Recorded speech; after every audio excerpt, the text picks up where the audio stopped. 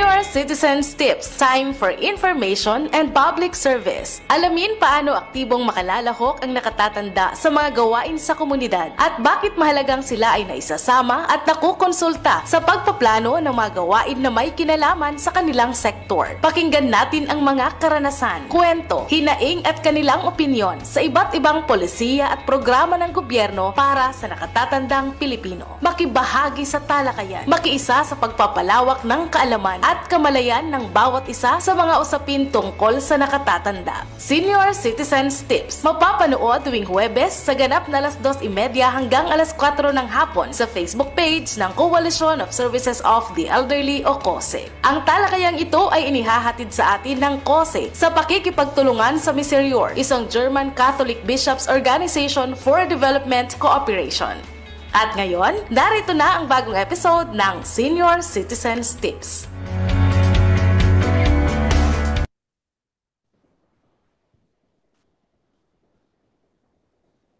Magandang hapon po mga ka-seniors.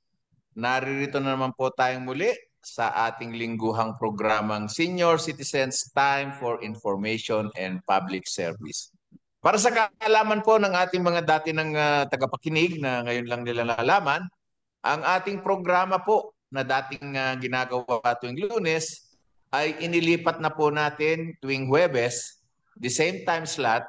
At ngayon po ay tayo nasa ikalawang episode ng season 2025 sa ating bagong platform. So welcome po sa inyong lahat. At of course, ngayon ay buwan para sa mga kababaihan. So ang mahalagang topic natin ngayon ay tungkol sa mga nakatatanda sa gitna ng usaping kasarian ng mga nakatatandang babae. At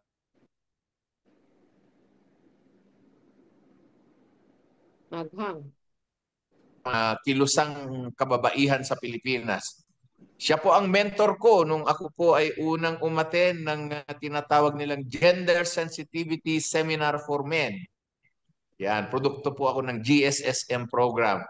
At kasama po si ating guest na ipapakilala mamaya, no?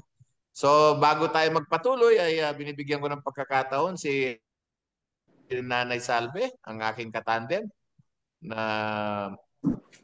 bumati at magbigay ng kanyang mga saloobin ngayong araw na ito. Magandang hapon at maraming salamat, Kapo Roy, for giving me a chance na makapagpakilala. Actually, matagal na tayong, 4 na taon na tayo dito, di ba? But I am new in this program ngayon na panibagong binubuksan natin.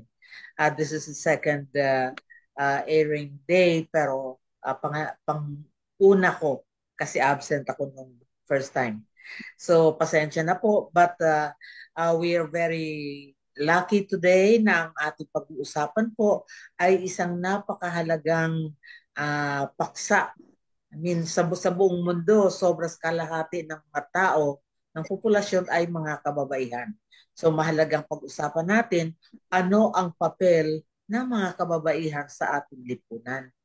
And today we're very lucky to have a guest who has been immersed sa mga trabaho ng mga pag-uorganisa ng mga kababaihan at pagsulong ng mga panukalang polisiya.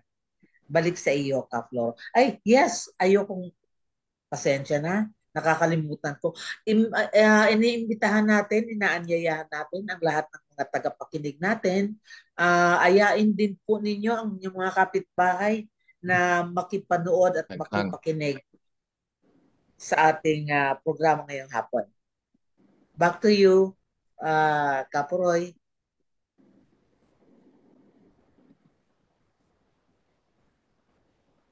Kapo Roy. Baka humihina yung internet ni Kapo Roy.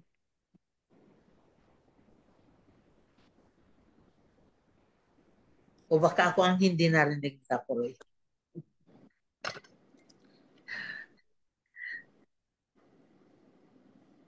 Habang naghihintay siguro tayo kay Kapo Roy na maayos na ang kanyang Maayos na?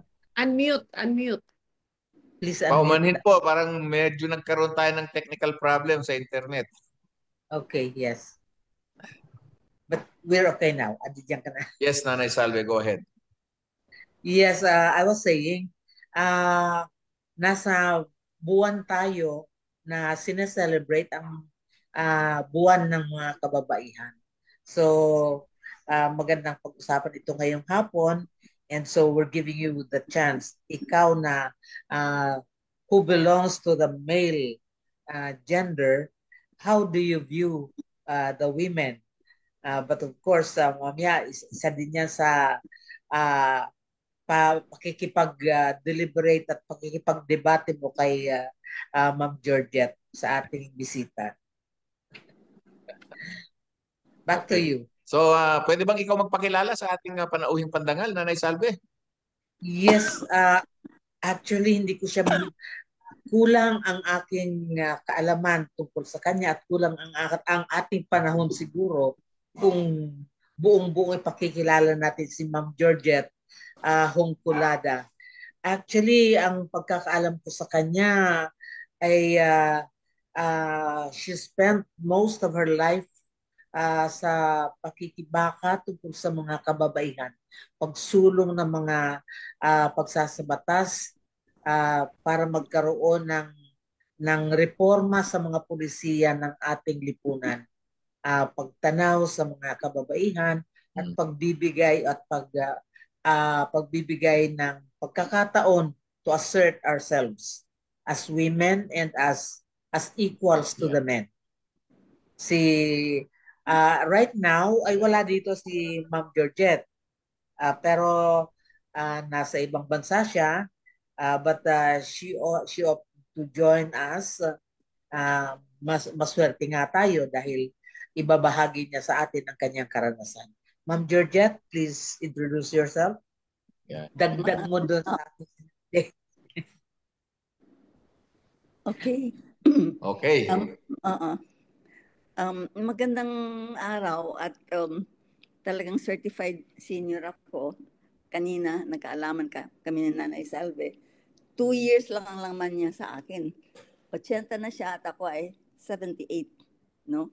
So, dito sa usaping edad, kailangan talagang bagong pananaw kung ikaw ay naninindigan sa kababaihan. New way of looking at things, pati yung edad, no? Age must be viewed as a badge of honor. Hindi yung, ay, matanda na siya, wala nang kwenta, etc. Lalo na sa babae, no? Okay. So, having said that, tatlo ang sa English pa wellsprings, o ewan ko ano sa Tagalog, pero sa amin, sa Bisaya, tuburan at tubod ng aking buhay, no? Isa na yung aking pananampalataya sa Christian and a Christian feminist, kasi nagtagpo yung aking feminismo, paninindigan para sa kababaihan, at yung aking Christian faith. So dalawa yon, at ang pangatlo ay for equality in society. Sabihin mo na socialism. So sa buhay ko, itong tatlo ay nag-interplay.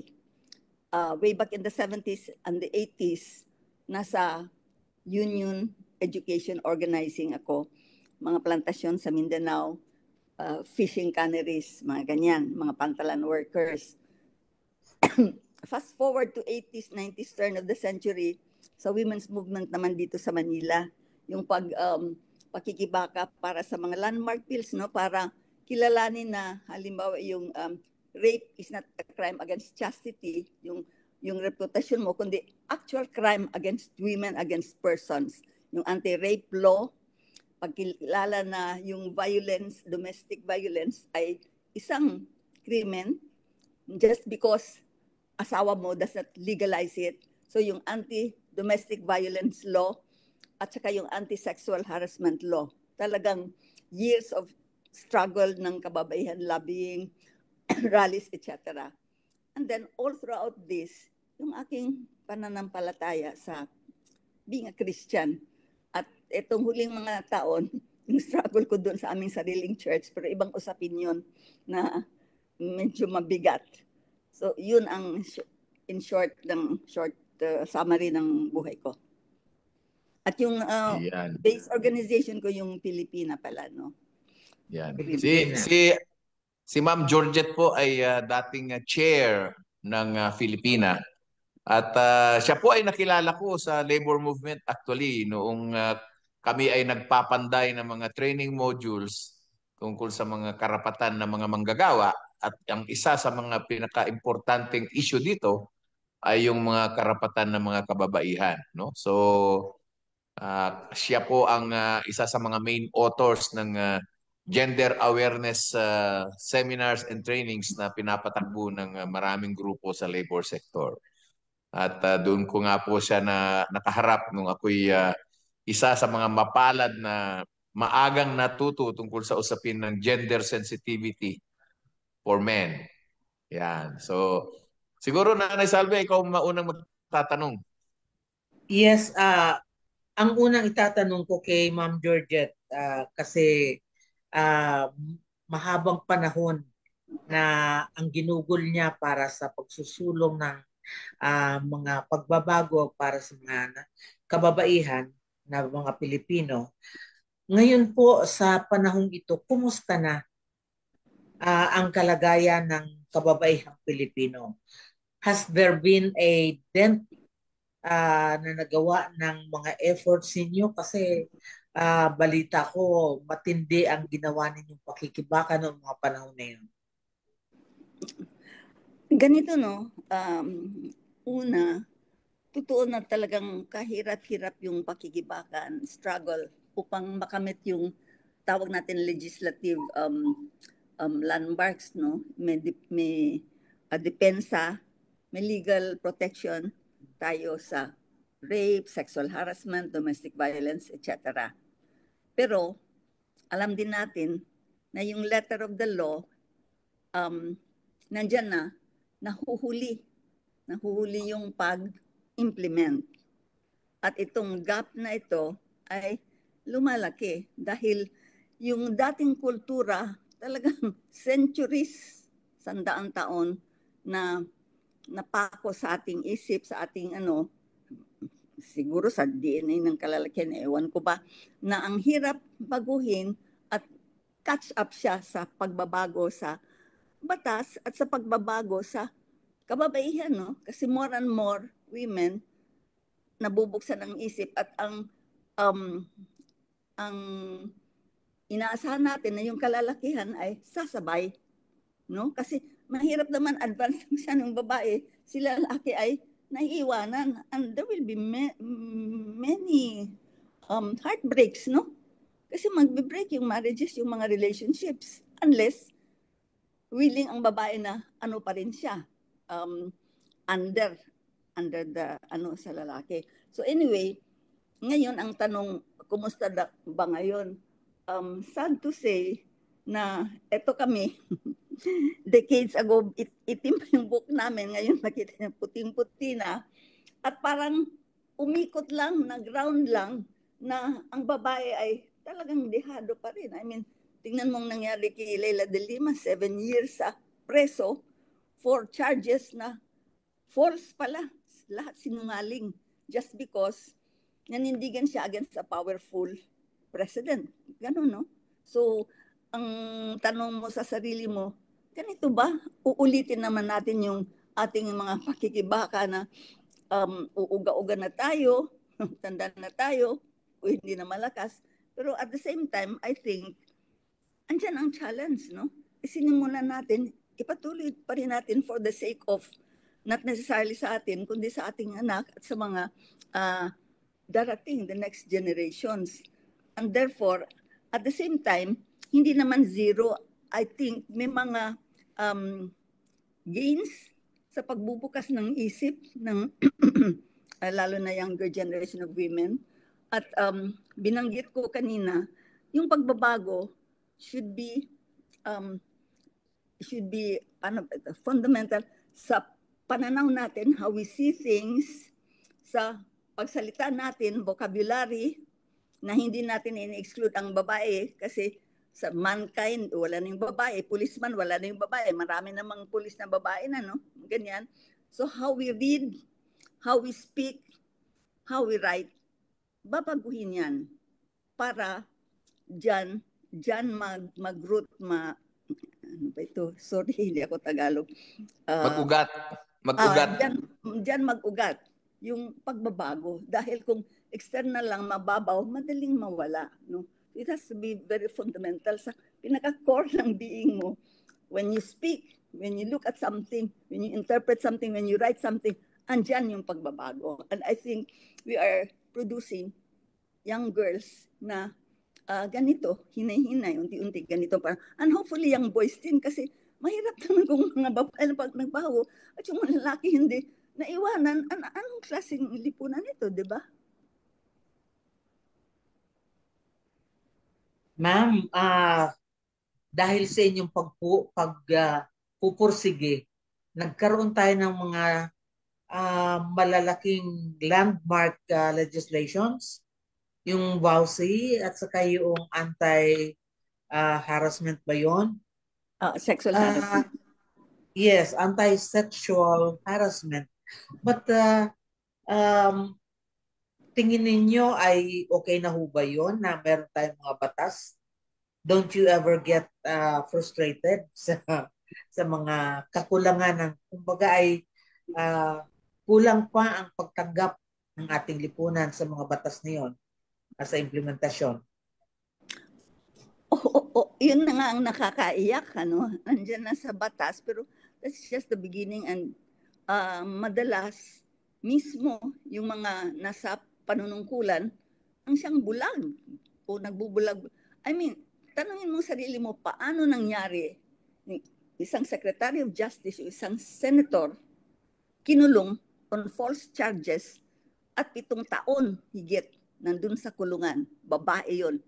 At ang number 1 crime niya was being a woman and being outspoken. Na ginagamit ang pag-iisip niya, ginagamit ang pananalita at nininindigan.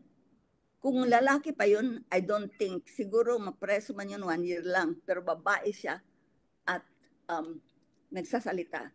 Kung baga sa double dead na siya, no? And literally yun ang nangyari. So it's really Laila Lima's resurrection. And I think ito yung sa English pa cautionary tale na ang victory mo sa batas, wala yan. Walang kwenta yan. Papel lang yan. Until yung salita sa batas ay papasok sa realidad at magiging buhay. At siyang mag-animate sa mga pag-iisip at pagsasalita at pagkikilos ng mga tao. Dun lang. Otherwise, dead letter. Ang daming dead letter loss natin. Yun. Alam mo, napaka-importante nung sinasabi ni Ma'am Georgette, kasi hindi lamang si Dilima ang isa sa mga babae na medyo kilala, no? Na naging biktima ng sistema, no? Andyan yung nangyari kay Chief Justice Sereno. Andyan yung nangyari kay pang-aapi kay former Vice President Lenny, no? At marami pang iba. Ang masaklap dito, kung nangyayari ito sa mga prominenteng kababaihan, paano na yung mga kababaihan na walang masyadong pinag-aralan, hindi nila alam ang kanilang karapatan, at sila ay nakatago sa lipunan, no? Na patuloy na nagsasuffer sa sistemang ating kinalalagyan sa kasalukuyan, no? Kasi hindi pa natin masasabing ganap ang pag-develop ng tamang pagtanaw tungkol sa karapatan ng uring kababaihan, no? So malaking challenge pa rin ang hinaharap natin. At sa palagay mo, Ma'am Georgette, buhat nung tayo'y kumikilos nung mid-80s hanggang sa kasalukuyan, kumusta naman ang development process ng ating lipunan sa usapin na ito? Meron bang pagbabago? Kasi ito ngayon ang nakakatuwa eh. Medyo bata pa tayo nung kumikilos tayo nung mid-80s. Ngayon ay nasa uring nakatatanda na tayo. Magkakanap kaya yung ating hangarin bago tayo mawala sa mundo. Ganito, Laura, no? Kilala mo yung aking, no? Aking Mr. Moonlight, no? So, way back 70s, no? Marcela sabi niya, sige, Mindanao tayo labor work organizing. 6 years, sabi niya. Magbabago ang lipunan, social order. After 6 years, sabi ko, sana tayo organize ng plantation workers, ng etc. Ano ba yan sa Tagalog? Palabo ng palabo, diming na yung vision. Anyway, nanitili siya, agrarian report, etc. Ito din sa women's movement. So, hopeful, mga landmark laws. Pero anong nangyari, no? Parang paatras. At dahil balikan natin yung tema, women sa iba't ibang sektor. Gusto kong call attention sa 3 groups of women, okay? Kasi yung pakikibaka natin, hindi lang sexual, equality of the sexes, social, na walang yung upper and lower class, kumbaga. Isang sektor ngayon, at nasa front page, yung mga babae who are bearing the brunt of the drug war. Ang mga nanay, ang mga asawa, ang mga sisters, ang mga daughters, mabuti at may konting organization sila, pero now is their time, finally after 6 years, na yung boses nila ay nadidinig, no? Isipin natin, 6,000 na victims. Bawat isa may nanay, bawat isa may asawa, bawat isa may anak, may apo. Sila ang nagbe-bear ng burden. Can you imagine?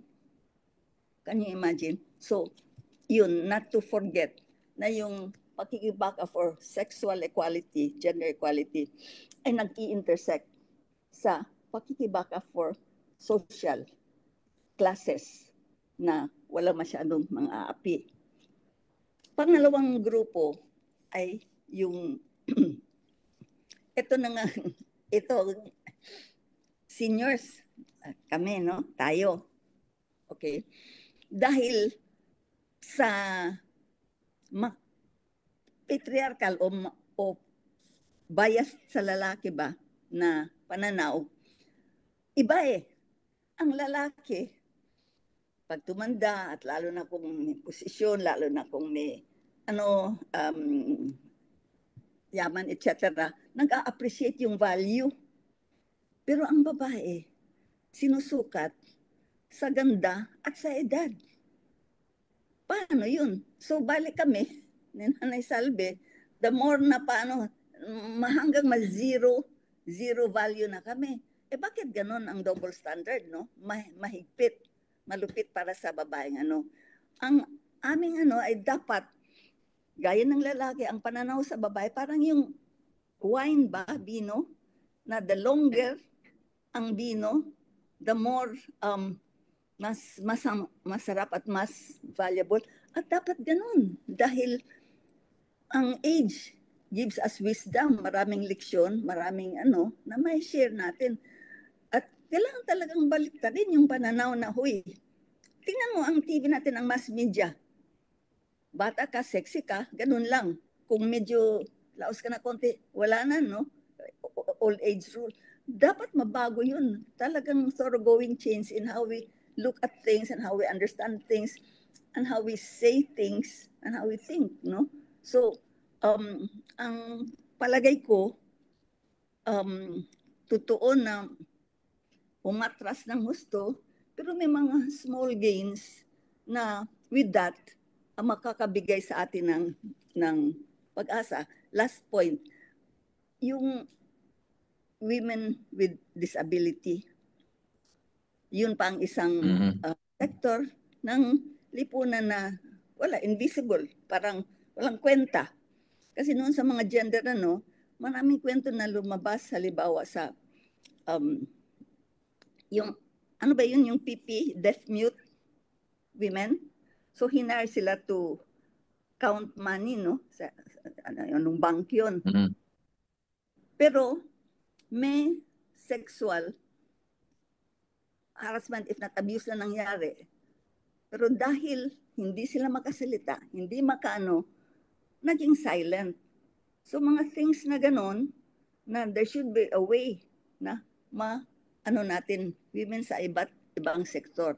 Makita natin, double dead ka, hindi lang dahil babae ka, kundi dahil aging ka na, senior, o dahil disabled ka, o dahil minority ka, sobra pa sa doble ang pinapasa ng babae. Kaya always talaga, alert tayo na yung lens natin, dapat doble vista, no? Makita natin yung hindi nakikita ng lipunan o nagbubulag-bulagan ang lipunan. Ma'am Georgette, pwede po bang, siyempre para sa mga tagapakinig natin, ang iba po sa mga tagapakinig ay medyo lito sa pag-intindi ng tinatawag na yung gender. Could you please explain at bakit kailangan nating maintindihan kung ano ang gender? Okay, ito nga. Way back 70s, no? 80s yun ang seminars ko. Doon ako nagsisimula. Sex and gender. Mahalagang alam natin ano ang kaibahan ng dalawa. Nagkaugnay, related, pero iba. Ang sex o kasarian, no? Is one word. Biological, pinanganak ka na babae o lalaki. At medyo noon hindi pwedeng baguhin. Ngayon sabihin natin mahirap dahil may mga transgender lang sinasabi, no? Pero sabihin na lang natin biological, babae ka, lalaki. Ang gender ay bagay na galing sa kultura. Halimbawa, yung paggamit ng pantalon. Okay? So noon, lalaki lang gumagamit ng pantalon. Noon yon. Fast forward, ilang generation, ngayon ang babae pwede na. Gender yun eh. Noon, hindi nararapat ang babae, nakapalda lang. Pero ngayon pwede na. Nagbabago depending on the time and depending on the place. Dahil sa ibang Middle East, ibang kultura, ang mga lalaki ay parang nakabaro, hindi nakapantalon. Okay? So, ganun ba? O buhok. Mga babae dapat mahaba ang buhok noon, mga lola natin, etc. Noon. Pero ngayon, pwede na palang maiksi. Noon, si Tarzan mahaba yatang buhok eh. Ganun. At ngayon, bumabalik sa lalaki, naghahabang buhok, nagpupunistil na rin sila. So, yung gender ay nagbabago depending on time, on place, on religion. Ang problema ay ganito, ginagamit yung gender para matrap o makulong ang babae sa iniisipan ng tama sa kanyang gender. Wala ngang salita na gender sa Tagalog o Bisaya. Kasarian pa rin eh. Medyo ganun kahirap ipaliwanag. Pero example, pag-upo, simpleng pag-upo. Kung ang lalaki uupo, nakabuka ka siya, okay lang, no? Walang pakialam. Pero, babae, nakaupo, nakabuka ka. Lalo na kung nakapalda siya. Anong sasabihin? Anong sasabihin? Ay, ano? Sa kababae niya, tapos ganun. At kahit na nakapants ka, hindi pa rin pwede. O ano yun? Biological o cultural? Cultural yun, gender. Ang ano eh. So, makita natin sa buong buhay natin, mismo sa pamilya natin, sa church, simbahan, sa paaralan, sa mass media, sa political system, sa economic system, na maraming expectation o kahit unwritten laws na naglilimit ng babae. Example, pag-aral. Sorry, mamili tayo, ikaw o yung kuya mo, mag-asawa ka naman, bibit-bitin ka naman ng asawa mo, huwag ka na lang mag-aral, siya na lang. Ano yan? Sex o gender? Gender yan eh. Kasi ang paniwala si kuya ang siyang mag-support ng, kung Tama ba yun? Nag-deprive mo yung babae sa education? So maraming instances na ganun. O halimbawa, yung double standard. Gender yan Bakit ibang sukatan sa lalaki, iba ang sukatan sa babae? Double ang standard. Kailangan santa ka. Whereas yung asawa mo, pwede ng mga example. Sa kasabihan, ang daw, mag-asawa, parang yung Biyernes Santo ba, di ba, Stations of the Cross? Okay, ang lalaki daw, okay lang kung saan-saan istasyon pupunta. Basta, in the end, babalik siya sa kanyang pinanggalingan. Tama ba yun? Pero makikita mo, masyadong malalim sa ating pag-iisip. Mismo in our families, no? So, maunawaan natin, first of all, na ang sex, mahirap baguhin, babae ka lalaki. Pero ang gender, dyan ang hope natin, na babaguhin natin yung pananaw natin, pag-iisip natin, at doon lang ang hope ng equality. Kasi kung hindi natin makita yung gender pala ay pwedeng mabago, wala na. Last example, heads of state, yung puno, president o premier, makita natin na dati-rati lalaki lang ang pwedeng mag-rule at pwede maging pangulo. Pero ilang bayan, nation, na nagkaroon na ng babaeng president. So, Sa Pilipinas? Sa Pilipinas, oo. And the thing is, huwag tayong mag-attribute ng automatic goodness or morality sa babae dahil babae siya. Hindi tama yun. Because women can also be corrupt. Women can also make mistakes. Ganun yun. Oo. Dahil we've had examples of different governance, no? Kinds of governance ng babae din sa Pilipinas. Okay. Okay. Siguro, Ma'am Georgette, balik lang natin sa sa usapin ng mga kababaihang nakatatanda. Kanina binanggit mo na yung double burden at saka yung aging process at saka yung impact. Pero pwede bang laliman pa natin yung pag-uusap tungkol sa ano ang mga nagiging expectation natin, no? Sa mga babaeng nakatatanda at ano ang nagiging epekto nito sa kanilang gender, no? Sa kanilang sitwasyon. Dahil itong mga constituents natin sa seniors citizens movement, maraming issues na hindi nila nare-realize, lalo na nung bata sila at ngayon lang ay nagsisimula. Halimbawa lang sa usapin ng inheritance, ownership and properties, mga ganun. Pwede bang medyo palawigin natin pag-uusap tungkol doon?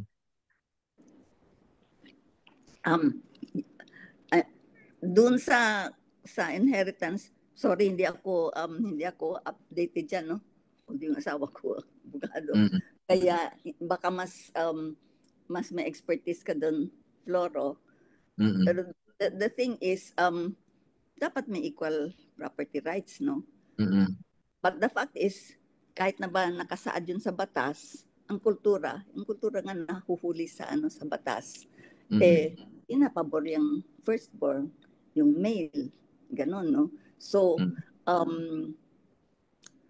kahit na mabago mo yung batas, pero hindi mo mabago yung pag-iisip ng mga pamilya na siyang nagdidesisyon, mananatili pa rin yun.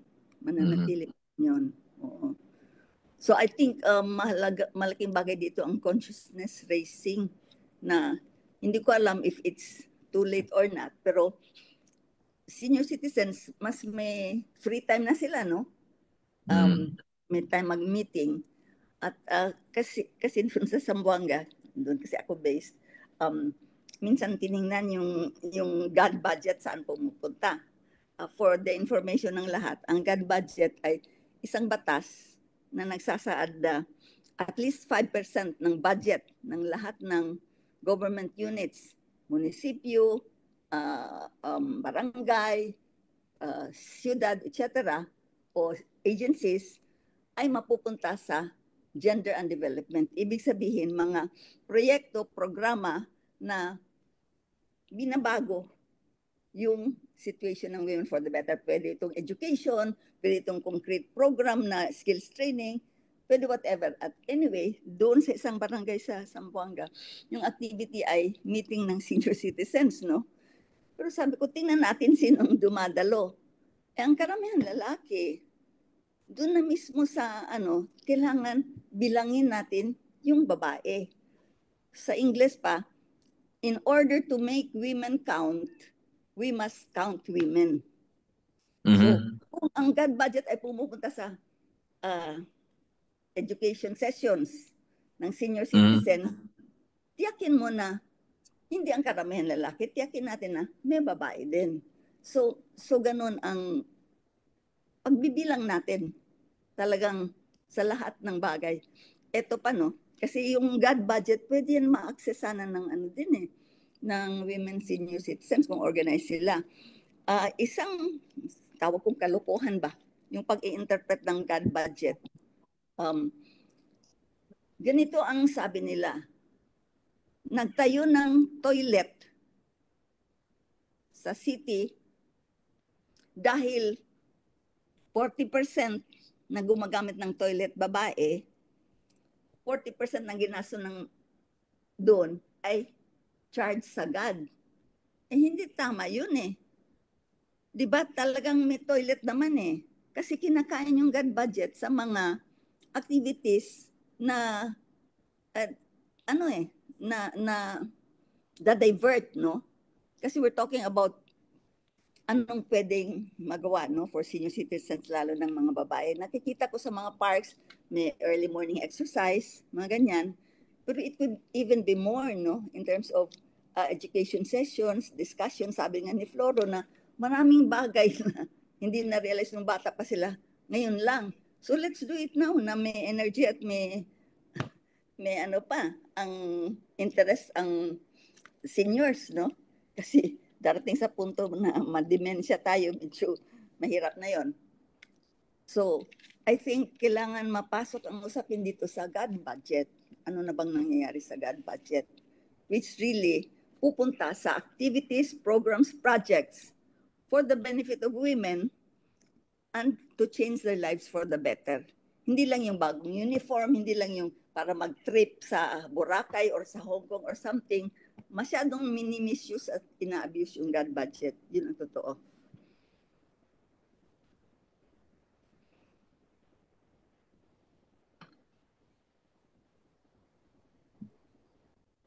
Ka-Floro, itong buwan na ito ay Women's Month. At ang itinakdang tema ng ating gobyerno ay ayon kay Ma'am Georgette kanina, binahagi niya sa akin, ay babae sa lahat ng sektor, aangat ang bukas sa bagong Pilipinas. Kung ang gender equality ay hindi equal dito sa ating kapanahunan, sa ating bayan, ano sa tingin kaya, Ma'am Georgette, ng mga tao o especially ng mga kababaihang nakatatanda katulad natin, ang dapat na papel na ating gampanan sa ating lipunan ngayon sa panahon ito? Kung ibig mo sabihin tayo na ako 78 at ikaw 80s, ito na tayo, no, sa pre-departure area, kung baga sa ano boarding na tayo, boarding. Sabi na natin, konting tawad lang pre-departure. Anong magawa natin our limited time, resource, and energies? I think yung one thing na gift sa seniors, elderly, yung wisdom ba, mga lessons learned natin sa mahabang buhay natin. At ito ang pwede nating ma-share sa next generation. We should become a bridge to the next generation. And therefore, yung education, yung gender raising, hindi nagpipili ng age o ng sex, lalo na importante sa lalaki. At kahit na may edad na, siguro ngayon pa nila madinig ito. And we can play a role dyan na in sharing, teaching the older generation and the younger ones as well. i-bridge natin. At huwag natin kalimutan, I think, yung God budget dahil maraming magawa. Malaki ang God budget. 5% of the budget. And with the Mandanas Law, some years ago kasi, si Governor Mandanas ng somewhere in Luzon, at yung niya, si Garcia yata, nag-file ng batas na hindi lang yung BR at hindi lang yung taxes, regular taxes ng governments ang maging 5%. All the taxes collected. So halos nagdoble yung God budget. Malaking amount na yung pinag-uusapan. At kung city by city analyze mo kung saan-saan pumupunta, honestly, hindi ko alam saan-saan pumupunta. So kung ka-organize yung women, elderly, etc., na makibahagi sa God budget na yan, that's one thing kasi we can do many things, no? Pero kailangan may organizing at may core group ka at malinaw kung ano ang gusto mong gawin. Kasi yung God budget naman, hindi lang automatic ibigay yan. Malinaw ano yung proposal mo, ano yung goal mo, at malinaw na babago ng isip, babago ng buhay ng kababaihan at kalalakihan.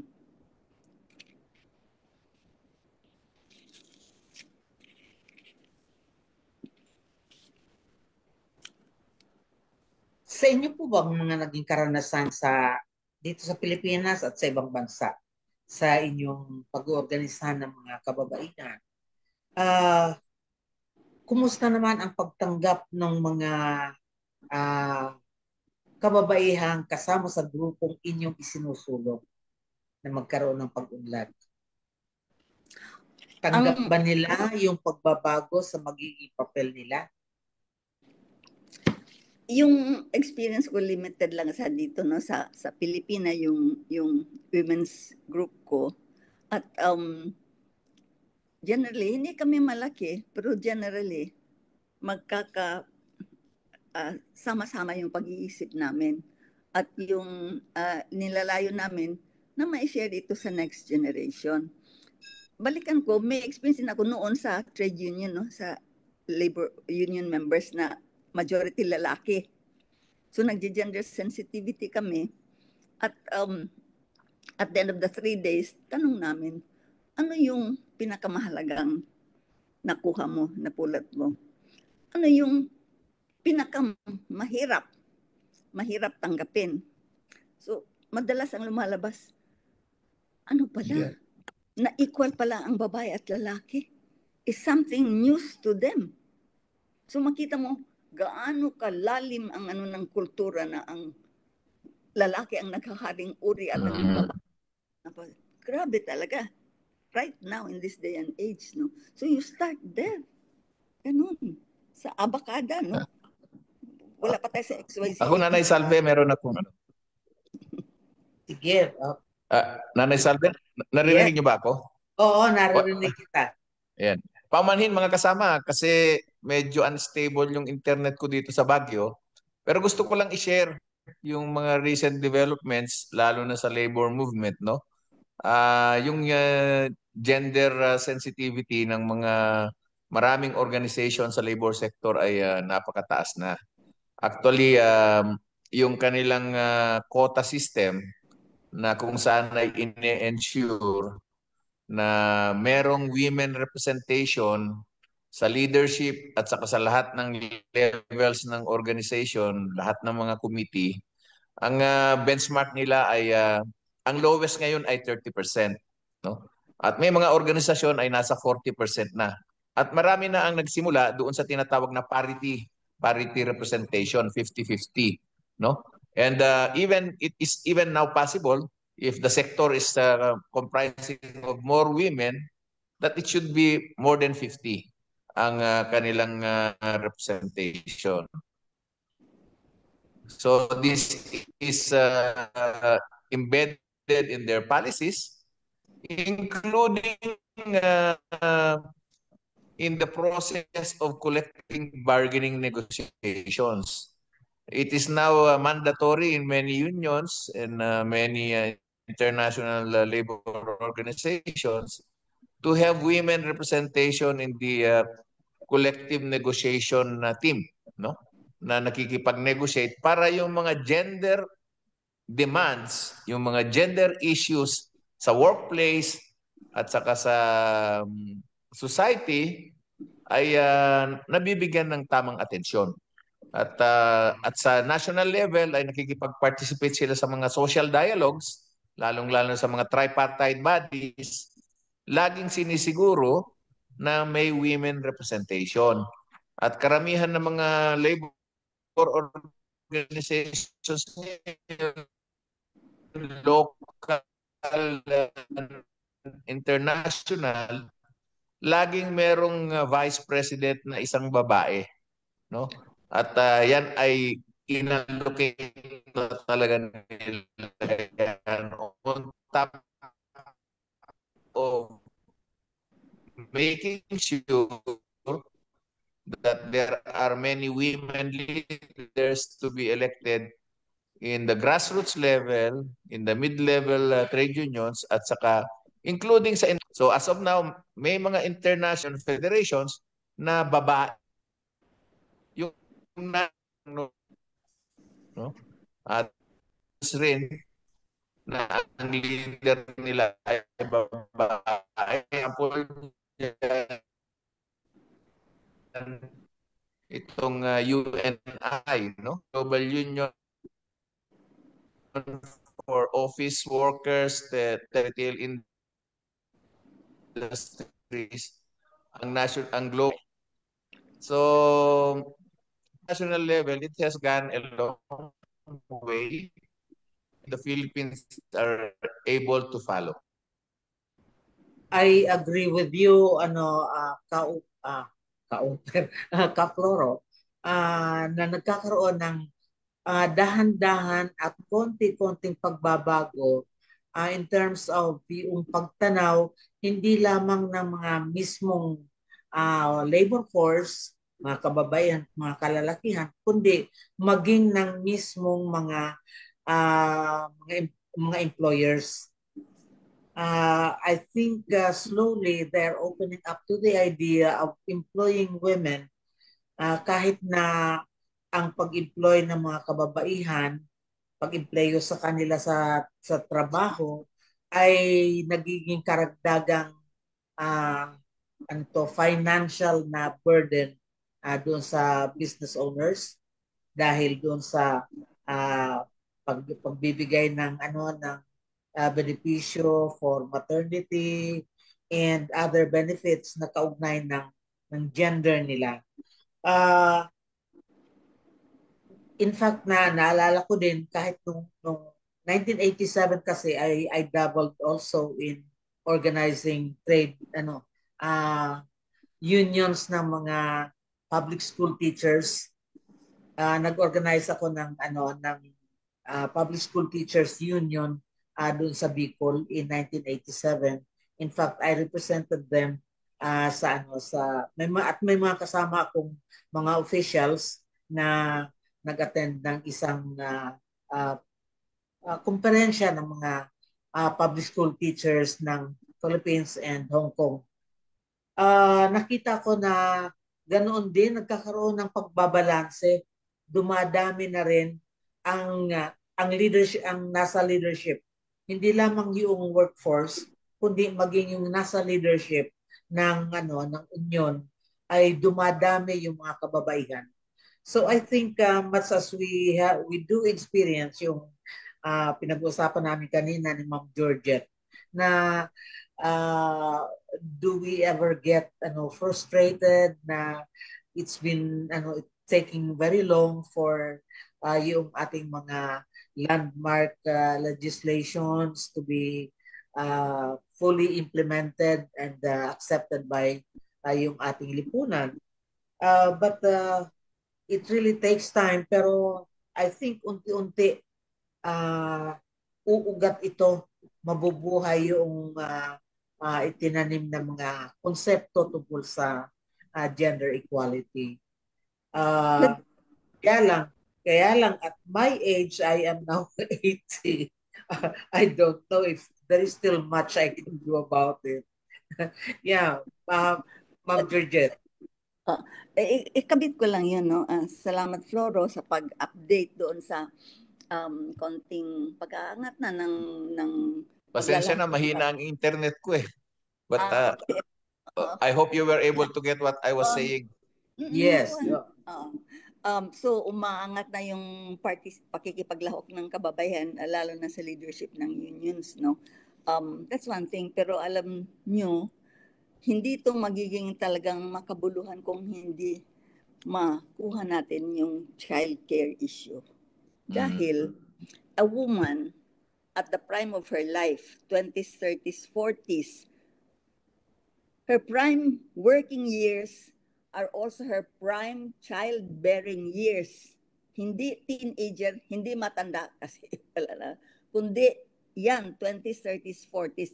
And her prime years as a union leader. Can you imagine? She's torn three ways as a mother, as a worker, as a union leader. Kung walang childcare, ang daming babae talaga na qualified at lahat. Pero ang ano nila muna doon sa anak nila na lumalaki. Kasi once lumaki yon, hindi muna mabawi yung childhood years, no? And the dilemma, ang masakit na choice ng many women sa union work is pagpipiliin ka ng asawa mo, ako o yung union. Ganun ka lupit yun. So sabi ni babae, yung union, pwedeng mabalikan, andyan lang yan. Pero si lalaki, he's the one who will get away. So, no choice. Ano siya? At yun ang realidad. Unless you have child care so that women in their prime years can also work and can also serve the union and not worry na ano nang nangyari doon sa anak niya sa bahay. And men as well, magbabago ng pag-iisip na hindi sila mathreaten, yung girlfriend ko, asawa ko, alas 9 na umuwi, etc. May secure environment ka, change, kailangan ng pagbabago sa environment at sa pag-iisip ng lalaki. Kasi kahit paano kung hindi magbago yung isip ng lalaki, mahirap ang pag-change. And let me just cite one example na lang last to close this. Way back in, wala pang martial law, no? So nag-attend ako ng conference church conference sa Singapore. Okay? So this was wala pang martial law, so 1970s or early martial law. 73 pala. Ay, 72 nga pala. Naka-travel pa ako. Tapos itong kumari ko said, "Hoy Georgette, may conference sa Geneva. Hindi ako pwede mag-attend. Pwede ka bang mag-substitute sa akin?" Sabi ko, sige, pwede naman yata. Ilang araw lang. And after that, tuloy ka sa Berlin kasi may something else. Sabi ko, sulatan ko muna yung aking asawa, no? Kasi medyo na yon. So wala pa akong email noon. So sumulat ako, mail ko, hoping na sasagot siya before I left Singapore.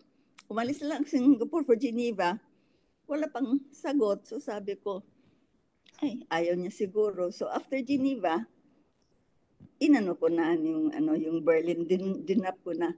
Yun pala, ang sulat niya was on the way to Singapore. Ang ganda-gandang sulat na, do it, for your own growth, for your do it. So ibig kong sabihin, dapat yung mga lalaki, baguhin na nila yung pag-iisip na nawala yung asawa ko dito, nagsiselos, etc. Hindi ganon, no?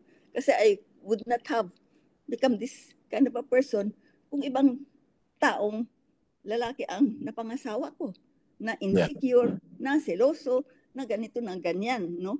And men should realize na kung hindi sila magbabago, losers din sila Losers din sila. Sabi ko nga, and lastly, if Ninoy Aquino had not died, Cory Aquino would not have bloomed. She would have remained in the kitchen. Men, are you willing to reach that point that unless you step out of the lives of the women you love, hindi sila mag-bloom? Isipin yan. Yun lang.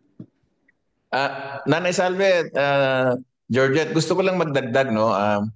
Napaka-importante ng sinasabi mo tungkol sa child care and also on reproductive rights. So, maraming recent developments even in the Philippines, no? Like the fact that we were able to fight for longer maternity leave and also for providing paternity leave, no?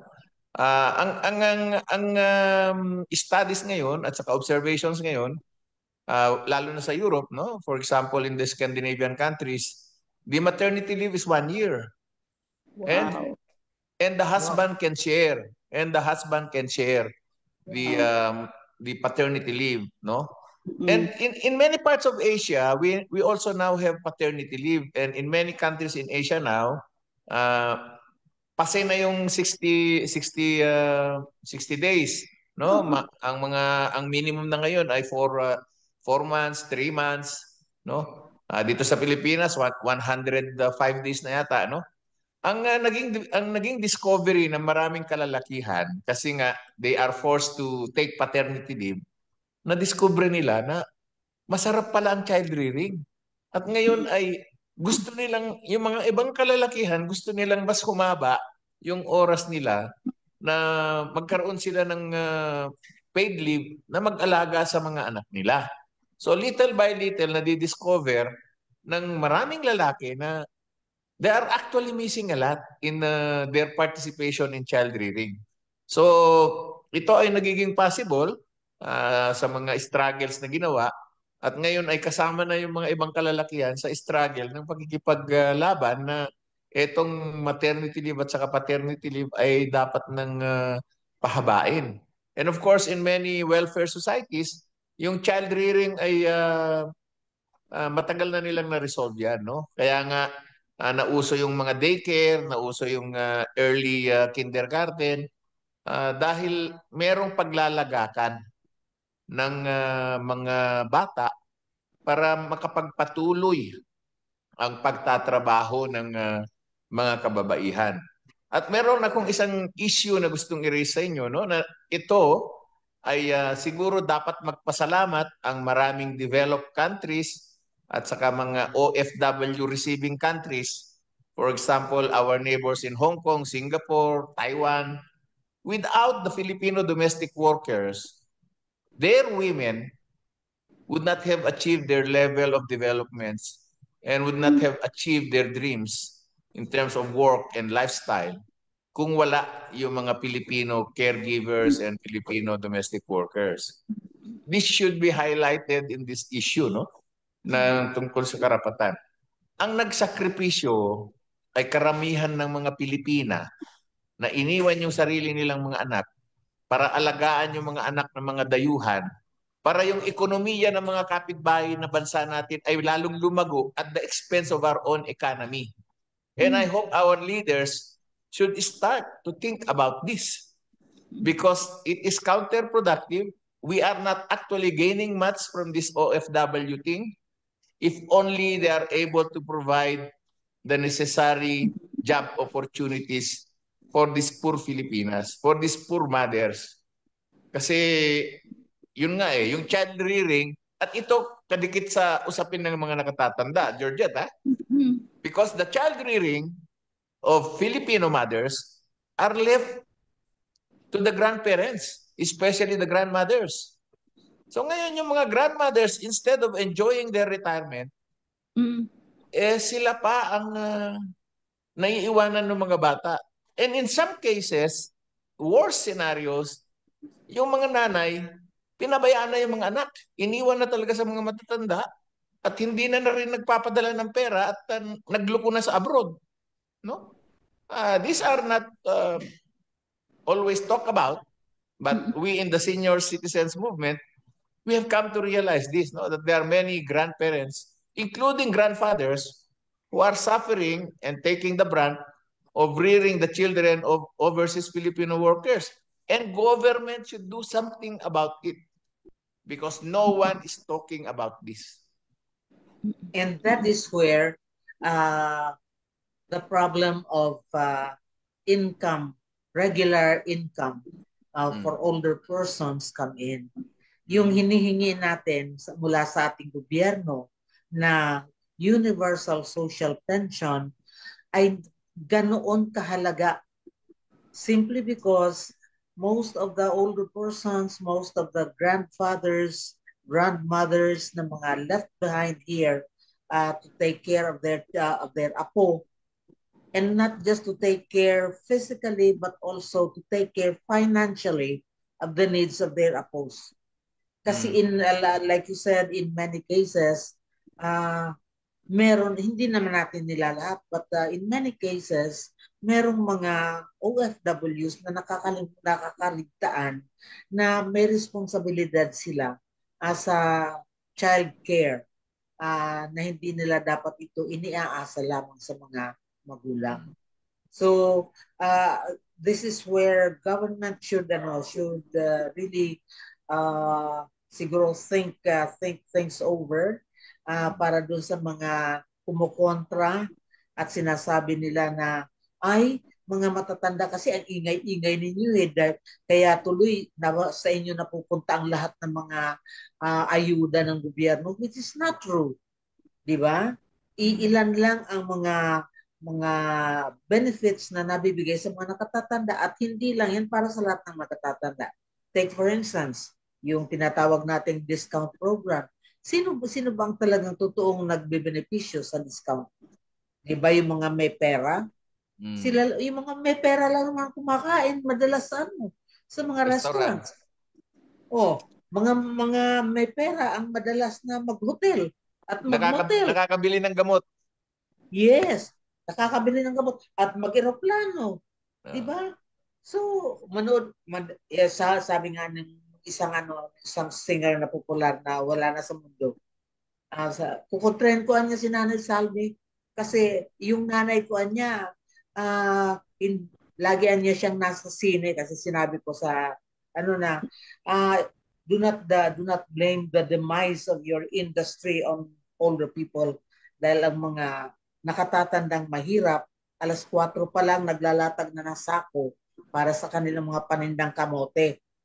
Di ba? Mga gulay-gulay, sabi ko. Rather than spend yung konting kikitain namin para sa panonood ng sine, kulang pa nga yan eh. Kasi syempre kasama namin ang apo o kasama namin ang anak, kasama namin ang pakakainin pa namin yan. Sabi ko, we give you business. Di ba? So, sabi ko yung mga nakatatanda, dapat tinutulungan talaga. That is one of the reasons kung bakit dahil mga nakatatanda dapat inaayudahan ng ating gobyerno. Yan. Nanay Salve, yes. Yes, Georgette, go ahead. Sige, Georgette muna. Yung binahagi mo, Flor, maraming kakabit doon.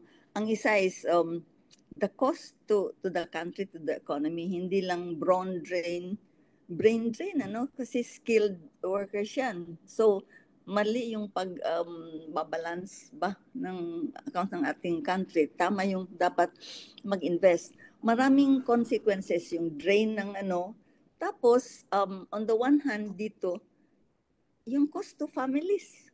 The children growing up without mothers. Yung grandmother, pagod yun, no? So, makita mo maraming mag-drugs yung walang guidance. It's a high cost for families. At the same time, social cost. May relative ako sa Dumaguete, para niya yung family niya of 3 lang, 20 years siya sa US para mag-earn ng enough to provide a better life for Can you imagine, as a parent, 20 years ng life ng children mo? That's a high cost to pay. On the other side naman, like in Italy, alam ko yung phenomenon na whole families na ang nag-migrate na. Nag-migrate na. Ang loss to the country, hindi lang isa, dalawa, buong pamilya na. So talagang lugi tayo in many ways sa tama ka, OFW. So, and then the third. At saka yung nagma-migrate, yun yung mga qualified. Oo. Ay isa yun. Tapos, itong explains the popularity of isumbong mo kay Tulfo. Dahil yun, 50 or 60% of the problems are OFWs, di ba? Related. Ine-exploit niya yun. Oh, kaya nga. So makita mo malaking bagay ito na hindi madali masolusyonan pero kailangan talaga on the table ko ng mga dynasts and all that. Ibang priority nila. Anyway, gusto ko lang yan sabihin. Nanay Salve, may Yes. mga comments sa chat. Siguro let's give time to Teka, look hanapin at ko. what some of our viewers are saying, no? Maybe I can start reading, no? Sige, hanapin ko din kasi Sabi rito. Okay. Anyway, of course, maraming nagre-greet sa atin yung ating mga listeners, no? Galing sa Binangonan, Rizal, Living Good Senior Association. Yan, watching from Binangonan and then watching from Del Gallego, Camarines Sur, wow, doon yan si sa amin. Brother Jaime Katubig, si J. Ann Quebada from Camarines Sur, also Gloria Molina, and then meron ding si Simon Montenegro at saka si Sister Edith Santillan. At watching from Bulacan, Hagunoy, Emerita Flores, at saka, marami tayong watchers from Del Gallego, no? Si Annalisa Periño, and then sa Sipokot, Kamsur, Delia Cagitla, at si Miss Emerita Flores. Yes, And basahin ko din itong iba. Si Jake Sige, Alagamis, nabasa mo na ba? Si Sino po? Fernando Simagala from Living Good Seniors Association Incorporated. Si Jaime Katubig. J. Ann Quebada. Yan, nabasa ko na yan. Nabasa na yan. Nabasa mo na sila. Okay. Advance ko ng ang sunod, Nanay Salve, yung ating masugid na tagapakinig sa Cambodia. Yun ang sunod mong basahin. Wow, layo nun. Asa na siya? Hanapin ko muna. Lily Vargas. Si Sister Lily Vargas. Yan. Okay. Taga Cambodia ito, no? Magandang hapon sa panauhin ng ST Tips. And then ito si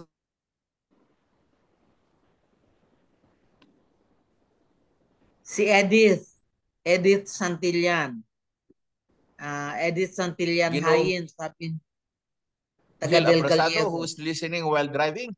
Yan. Yan. Roxanne Balaguer from San Mateo, Rizal. And then mga kapatid natin sa COPAP, representing Sacro Costato, watching from Sacro Costato. And then ito, isang masugid din nating tagapakinig, si Lailani ng Antipolo City, si Bella Rani ng Sipokot, daming taga Bicol, Atienza ng Kamsur, yan. And of course, ang kaibigan mo, Georgette, si Arsenio Garcia. Simon Montenegro, kilala kayo, Ma'am Georgette, sabi. Okay. Si Hil Abrasado, si Roxanne Balaguer, si Jay Manalo. Dumadami talagang ating mga viewers. Pero may magandang comment si Juan. May magandang comment si Sister Oni de la Cruz. Of course, kakilala ito ni Ma'am Georgette. Nandiyan siya. So maganda na na-realize kasama natin siya dito ngayon. Yan, na-realize daw, maganda daw na na-realize ngayon ang usapin ng child rearing at child care, no? Dahil ang mga kabataan ay ayaw ng mag-anak. So, maraming sa mga matatalinong bata, ayaw na nila mag-asawa, ayaw na nila mag-anak. Anong ikikare nila kung wala silang yung anak? Yung poor women. So, ang recommendation ni Georgette, ni Oni ay dapat i-review ang social protection services for children and for the elderly para itong issue natin tungkol sa child care ay mabigyan ng maayos na pansin. Yan. So dagdagan ang social pension. Yan. At lahat ng seniors bigyan ng social pension. Yan. Kasi kung tayo we also have watchers. kung sa ating pag-edad ay obligado pa rin tayo to take part in family care, mangangailangan talaga Mhm. yun ng dagdag na kaperahan. Aha. You were And then of saying, course from Northern Samar, marami ring nakatagapakinig. Isa si Marian Gam, si Eileen from Mondragon. Eh, Northern Samar at saka Gamay Northern Samar. Ayan. eto, So, hindi lang daw po usapin ng pension ang dapat pag-usapan. Marami daw issue. yes, Yan. madami talaga. At eto, isang pagsaludo po sa babaeng lumalaban sa bawat karapatan ng mamamayan. Malon ang mga mahalin ang mga older persons. Yan. Ayan si Luz So, Kaponpon, watching from Caloocan. yan. So, yun yung mga comments ng ating mga tagapakinig nood. Maraming salamat po sa inyo, lalong-lalo na yung mga loyalist natin sa Senior Citizens Tips. So, Ma'am Georgette, ang dami na natin pinag-usapan. Ano pa ba ang mga issue na tingin natin ay halimbawa sa sitwasyon ng mga nakatatanda between gender? Um, may matingkad bang issue, Nanay Salve, na dapat nating tignan? Tungkol sa gender, Mm. siguro yung we are left to care not only for our grandchildren, but even for our aging partners. Yun. Yan, mahalaga yan. Yes, yung sinasabi sometimes nasasabi ko ito, I also have my own life. Pero siyempre, dahil kasama sa pinirmahan mo, kasama sa iyong sickness and in health. In sickness and in health. Hindi po pwedeng in health and in health. Di ba? Yan. So, ito nga yung ibabato ko sa inyong dalawa. Kasi kahapon, dito sa sectoral council meeting namin sa senior citizens, ang isa sa pinresent ng yung Agency on Population and Development, no? Commission on Population and Development. Ang sabi nila, mas marami raw senior citizen na babaeng nagsusurvive kesa mga lalaki. And of course, bakit kaya nangyayari yun?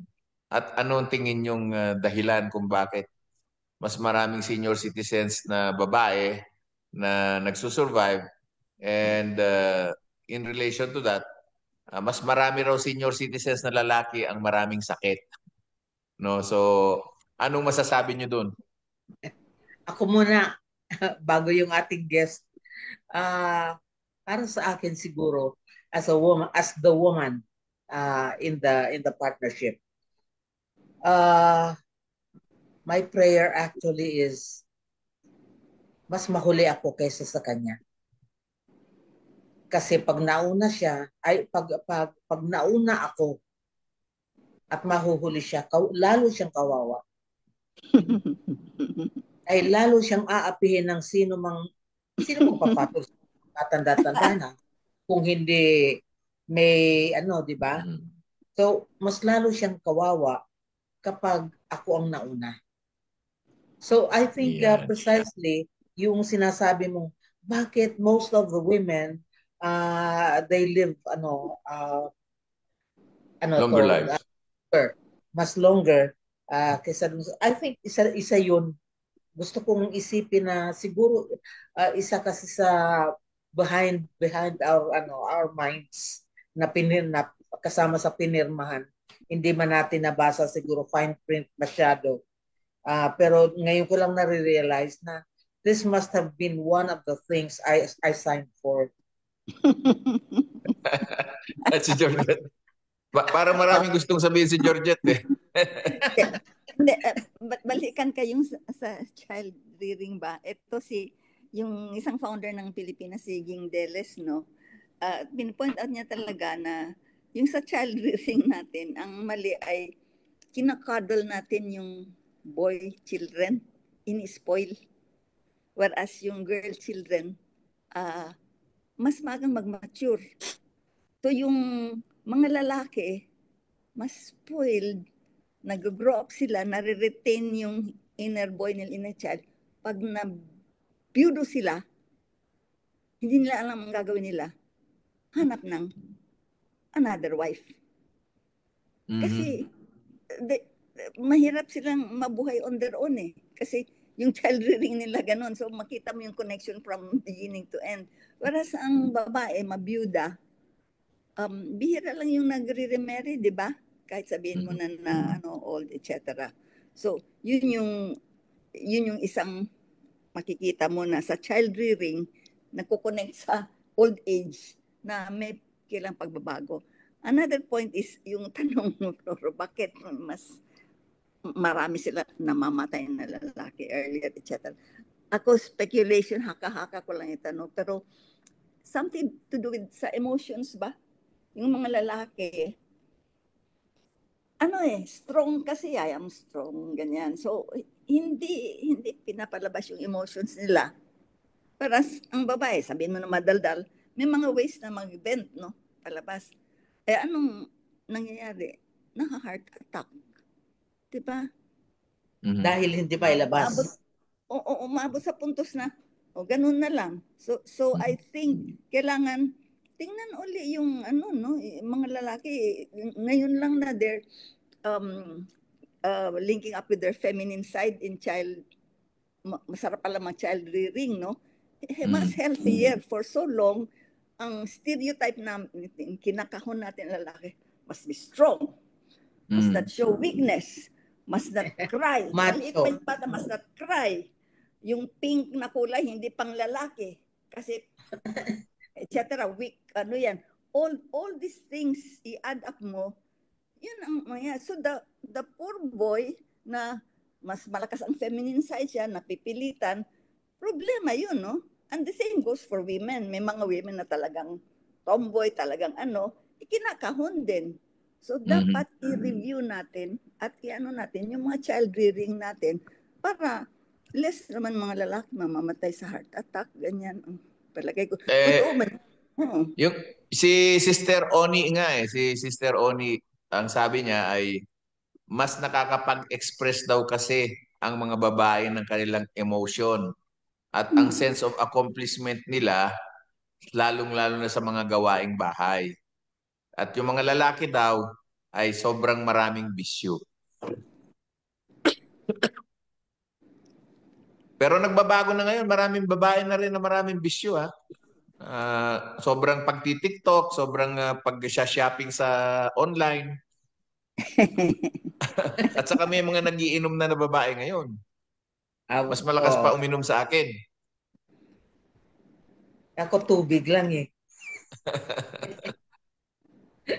But at least meron pa pala akong isang gustong i-point out sa inyo, no? Again, this is a development.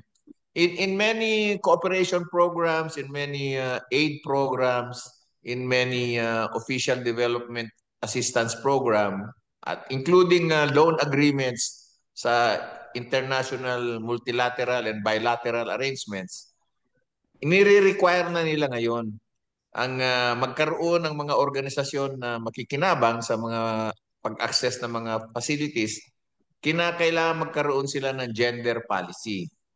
So required na ngayon yung gender policy at saka meron isang bagong tool ngayon na bago ginukuha na maging partner yung isang people's organization o CSO o NGO, ginagamitan sila ng tinatawag na participatory gender audit, no?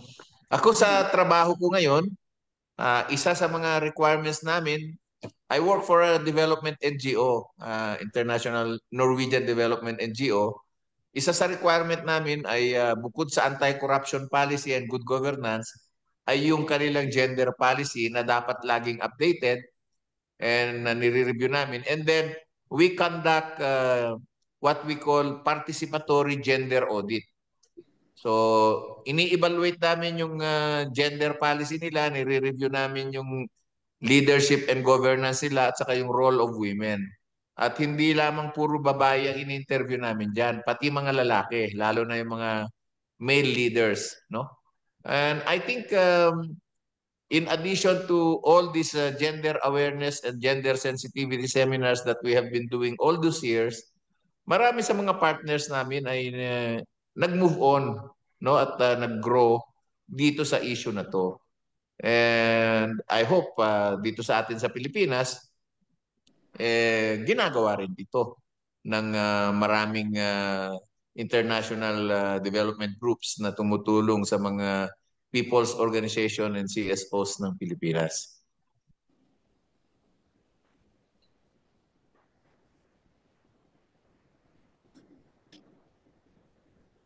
Iyon. So, Come to think, yes, Nanay Salve? yes, come to think of it, ano ang, tanong ko lang, ano ang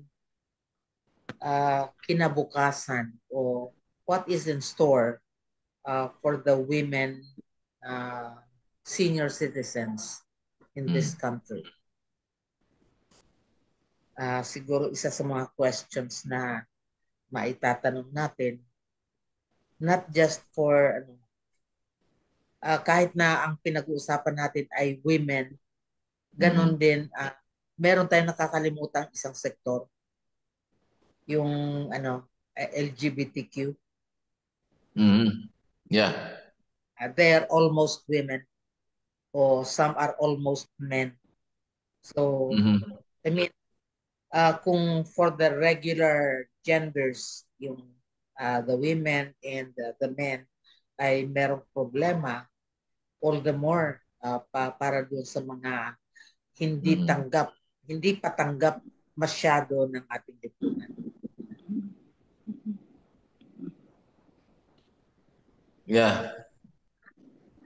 Isa sa mga observations natin, no, sa lalo-lalo na sa organizing ng mga senior citizens.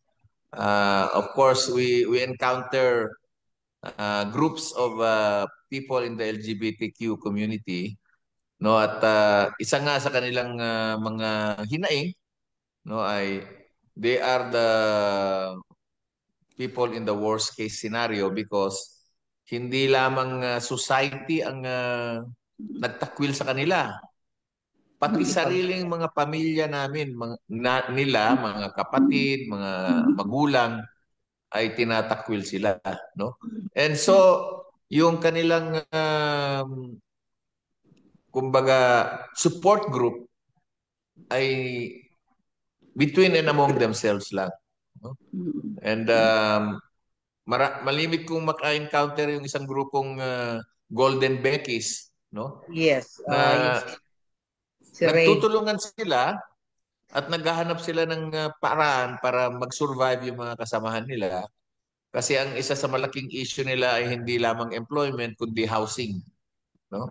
At yung sustainability ng kanilang income.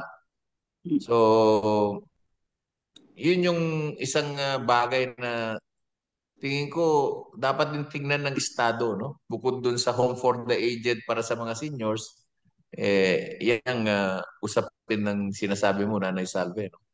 Na yes, dapat ay bigyang pansin. Yes, gusto kong idagdag ka, Floro, kasi kayo ang maiiwan sa council. In November of 2023, just before the National Sectoral Assembly, we invited the leaders of the group ng LGBTQI, yung mga mismong nasa itaas, yung outright and the Outright, yes, you know them siguro, sila Claire, Ging. Si Ging Cristobal. We invited them to give the council yung council na kinabibilangan ng old na council members, to give the council an orientation on the LGBTQI community. And then sabi ko sa kanila just before they left, if they can send, sabi ko kasi parating na yung National Sectoral Assembly. If you have, sabi ko, organizations of older LGBTQIs sabi ko, if you can send in some of your officers, and then be prepared to submit yung mga papers nila, sabi ko, as an organization, para magkaroon ng membership doon sa council. Kaya muntik na magkaroon ng member ng council na galing sa LGBTQI, except na sabi nila it was quite late, so hindi sila prepared with the documents, kaya hindi sila but sabi ko nga kay Ray Rabago, if they can prepare for 2026. Diba kasi sa 2026 we will be having another National Assembly. Yun. So I hope pagsimulan yung pag-isipan. Siguro, Nanay Salve, they should not be lumped with the senior citizens. They should be given to be recognized as a sector by themselves. Para may sarili silang sektor, para yung boses nila ay hindi nalulunod sa issue ng mga seniors, kundi sa issue ng LGBTQ++. At magkaroon din sila ng mga regional and provincial sectoral representatives. And that was one of the failures kasi noong 1998. Kasi remember, yung president natin at that time was a macho. Hindi nila naisip na there was a sector na malaki. Actually, malaking sector yan. Hindi lang natin na... They are big. Yes. And mind you, nobody is calculating their contribution to the economy. Because many of them are very skillful, artistic. Yes. At during their prime, they are very productive. And some no of one them is calculating. In academics. Yeah. Some of them. So maybe that should be one of the challenges. So anyway, we're talking of gender. Meron yatang sasabihin si Ma'am Jorget. Kasi wala nang time. 1 minute lang, no? 2 points lang. The first is, noon, we used to say life begins at 20, later life begins at 40, at later life begins at 60. Pero ngayon mukhang life begins at 80, no? And I think this is the message we should have to our seniors. What shape or form life takes, pero each time, life can begin anew. And that, as a Christian, that's the promise of the gospel, of making all things new. My second point is, ito lang, this is in solidarity. This is called a kifiyeh, in solidarity with the Gaza and the Palestinians. Kung makita niyo sa Facebook, basahin niyo lang. 30,000 orphans, walang ina, walang ama, no family. Ganon. Thank you. Yeah.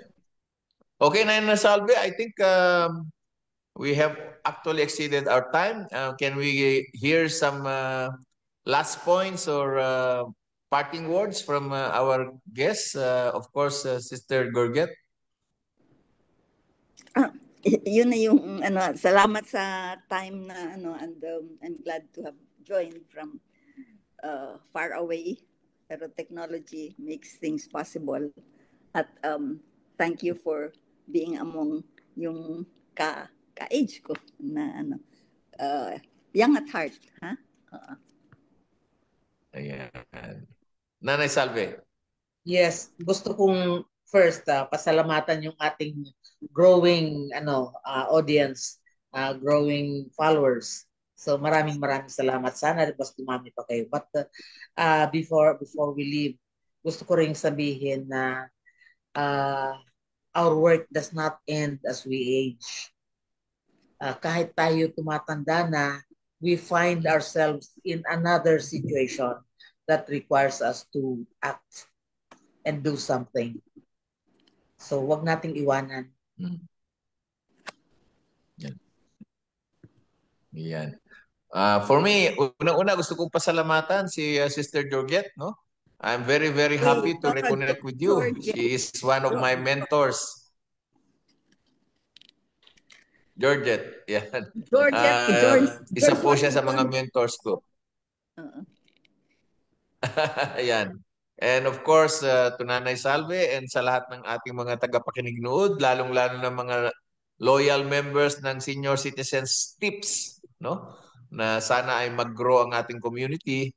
And of course, sa lahat ng mga kababaihan na nakikinig noon ngayon, ipagpatuloy po natin ang pagbibigay ng awareness, kamulatan sa ating mga kaibigan, kamag-anak, katrabaho, pati sa ating mga sariling pamilya tungkol sa paggalang at karapatan ng mga kababaihan. And of course, para sa mga kababaihan, ituloy natin yung ating personal development and of course, assertiveness to push for your rights and your recognition. Yan po. So maraming salamat sa KOSE, maraming salamat sa Miserior, at maraming salamat sa ating lahat. Sana magkita-kita tayo muli sa susunod na linggo. Inilipat na po natin, gaya ng sinabi namin, ang ating schedule na po ay hindi na po Lunes, kundi ginawa ng Huwebes, same time, 2:30 to 4, dito sa ating Facebook Live ng KOSE. Again, maraming salamat. Mas dumami sana ang ating mga viewers para mas mabilis nating maipakalat ang tungkol sa mga nakatatanda at sa mga kababayan at sa lahat ng mga tao. Okay, maraming salamat po. Inyong napakinggan ang isa na namang episode ng Senior Citizens Tips Time for Information and Public Service. Ang programang tumatalakay sa mga karanasan, kwento, hinaing at opinyon ng nakatatanda tungkol sa iba't ibang polisiya at programa ng gobyerno para sa kanilang sektor. Senior Citizens Tips, mapapanood tuwing Huwebes sa ganap na 2:30 hanggang 4:00 ng hapon sa Facebook page ng Coalition of Services of the Elderly o KOSE. Ang talakayang ito ay inihatid sa atin ng KOSE sa pakikipagtulungan sa Miserior, isang German Catholic Bishops Organization for Development Cooperation.